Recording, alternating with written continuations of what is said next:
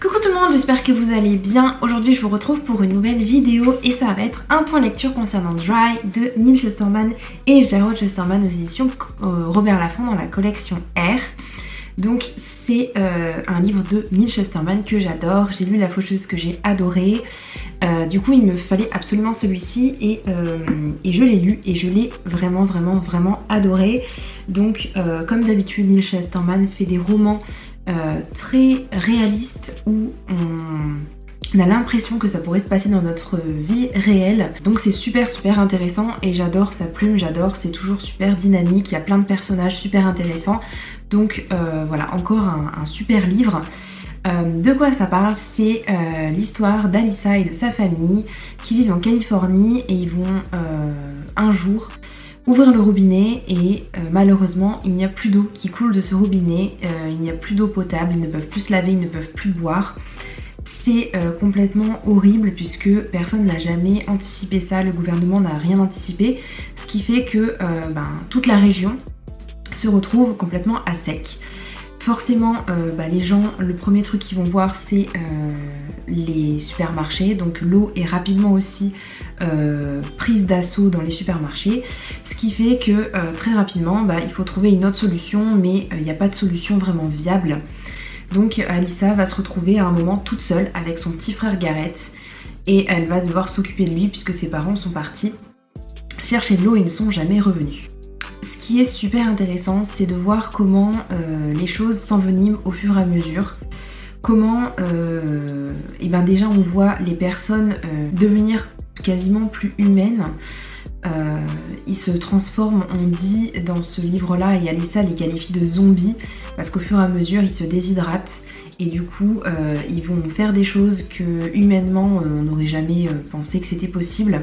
Ils ont des actes totalement illogiques, mais pour ne serait-ce qu'une petite goutte d'eau, une petite gorgée d'eau, ils feraient n'importe quoi. Il y a certaines personnes qui vont profiter de ce système et Alyssa va rencontrer des personnes comme ça, des personnes qui ne vont pas vivre en fait la chose de la même manière qu'elle et qui vont avoir des pensées, des manières d'avoir prévu les choses différemment. Donc Alyssa elle vit dans un petit quartier assez banal et ils ont des voisins qu'ils détestent plus que tout et qui ont un fils qui a l'âge d'Alyssa qui s'appelle Kelton ou qui est un peu plus jeune, je sais plus, bref, il s'appelle Kelton, qui est vraiment super intelligent mais qui est un peu bizarre quand même, qui a des réflexions un peu bizarres, enfin bref, voilà, Alyssa ne l'aime pas du tout. Et en fait, cette famille est super bien préparée à une quelconque attaque ou problème de grande envergure, puisqu'ils ont créé un bunker où ils peuvent se réfugier en cas de souci. Ils ont fait des stocks et des stocks de nourriture, d'eau, ce qui fait qu'ils ont un certain avantage au début de la crise, alors que tout le monde essaye à droite à gauche de trouver l'eau comme il peut. Eux ils sont en autosuffisance en fait au sein de leur maison et forcément ça va poser des problèmes. Donc Kelton va porter main forte à Alyssa et puis ensuite ils vont devoir partir et il va s'en suivre un long chemin semé d'embûches où ils vont rencontrer deux autres personnages qui vont avoir des actions qui sont à la limite du moral, ou en tout cas nous en tant que lecteurs en temps normal et avec notre regard extérieur, on se dit mais franchement, enfin,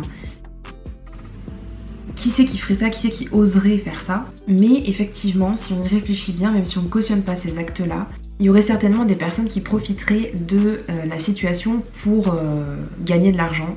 C'est ce que je trouve très intéressant dans les romans de Neal Shusterman que j'ai lus jusqu'à maintenant, c'est que même s'il y a des personnages dont on ne cautionne pas leurs actes et ce qu'ils font, et ce qu'ils pensent, en fait on ne peut que comprendre parce que on sait comment c'est dans la vraie vie et on sait que ce serait possible. J'ai suivi le livre sans vraiment voir où l'auteur nous emmenait et c'était super intéressant, j'étais surprise tout le temps en fait, à chaque fois il y avait quelque chose qui arrivait et les personnages on les croise au fur et à mesure de notre avancée, donc ça nous donne toujours un nouveau souffle, quelque chose de plus intéressant et ça, on s'ennuie jamais en fait.